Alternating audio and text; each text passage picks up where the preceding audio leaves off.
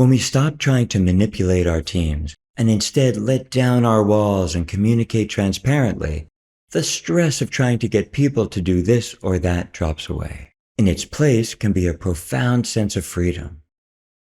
Being transparent doesn't mean we have to share every aspect of what we're thinking, feeling, or doing. Discernment about what is most important and relevant to share is required. Yes, when learning to lead transparently, we may share a little too much, or not enough at times. But with practice, we'll learn where that sweet spot is. We all have the capacity to expand and deepen our awareness. And we all have the capacity to be open and honest, to lead transparently. We all have the capacity to do this now.